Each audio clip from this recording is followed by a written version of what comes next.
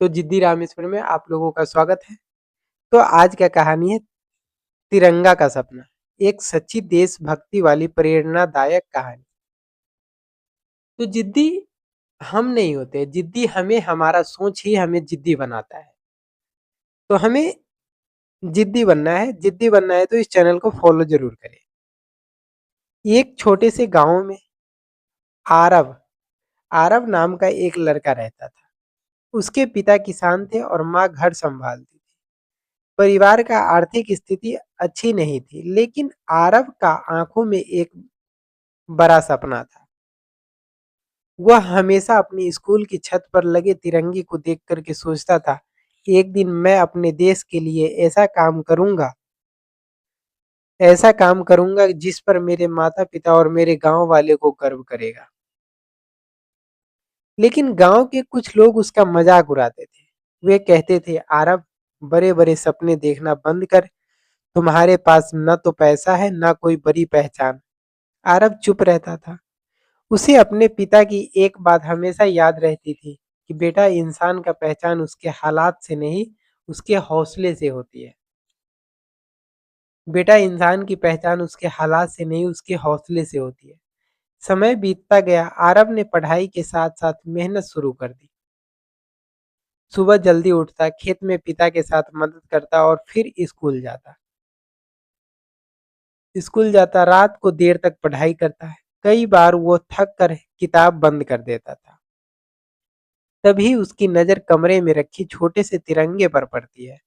वह खुद से कहता, अगर हमारे देश के वीरों ने मुश्किलों के सामने सामने हार नहीं मानी तो मैं भी अपनी मुश्किलों के सामने हार नहीं मानूंगा। एक दिन स्कूल में घोषणा हुई कि 15 अगस्त के स्वतंत्रता दिवस समारोह में भाषण प्रतियोगिता होगी। आरव ने अपना नाम लिखवा दिया। गांव के कुछ लड़के ने फिर उसका मजाक उड़ाया, तुम भाषण दोगे? तुमसे तो ठीक से अंग्रेजी भी नहीं बोली जाती है। आरव मुस्कुराया और बोला, मुझे अंग्रेजी नहीं आती। अपने देश से प्यारे अपने देश से प्यार की भाषा बोलनी है। अपने देश से प्यार की भाषा बोलनी है। 15 अगस्त का दिन आ गया, आखिर में आ ही गया। स्कूल की तिरंगे और फूल फूल से सजाया गया था। बच्चे हाथों में छोटे छोटे झंडे लेकर के खड़े थे। जब आरव का नाम पुकारा गया तो वह मंच पर पहुंचा। उसके हाथ कांप रहे थे। सामने सैकड़ों लोग थे। कुछ पल के लिए वह चुप हो गया। फिर उसने मंच के सामने अपना सारा सारा एनर्जी इकट्ठा करके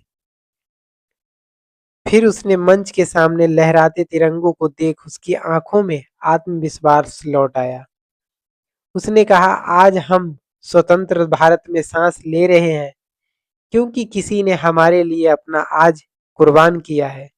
आज अगर हम स्वतंत्र भारत में सांस ले रहे हैं तो क्योंकि किसी ने हमारे लिए अपना आज कुर्बान किया है। पूरा मैदान शांत हो गया। आरव आगे बोला, लेकिन आजादी का मतलब केवल यह नहीं है कि हम स्वतंत्र हैं। आजादी का मतलब यह भी है कि हम अपने देश के प्रति जिम्मेदार हैं। उसने कहा कि अगर हम ईमानदारी से पढ़ेंगे, मेहनत करेंगे, किसी जरूरतमंद की मदद करेंगे और अपने देश को आगे बढ़ाने की कोशिश करेंगे तो यह भी हमारे वीरों के बलिदान को सच्ची श्रद्धांजलि होगी।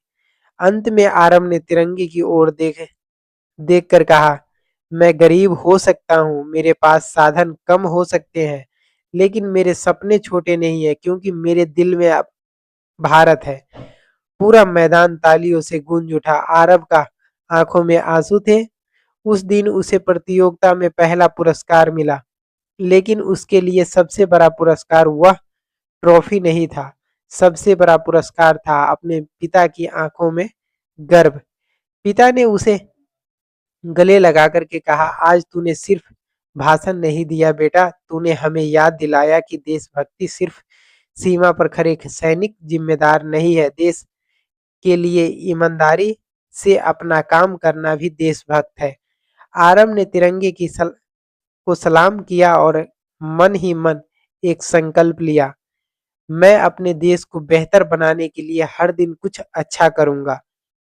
इस कहानी से हमें क्या शिक्षा मिलती है कि देशभक्ति केवल तिरंगे लहराने या नारे लगाने का नाम नहीं है। देशभक्ति तब है जब हम अपने काम को ईमानदारी से करें और भारत को आगे बढ़ाने में अपना योगदान दें। इस स्वतंत्र दिवस का एक संकल्प जरूर लें, मैं खुद को बेहतर बनाऊंगा और अपने भारत को बेहतर बनने में अपना पूरा योगदान दूंगा। जय हिंद, वंदे मातरम। ये कहानी अगर आप लोगों को अच्छी लगी हो तो चैनल को लाइक एंड सब्सक्राइब जरूर करें। धन्यवाद।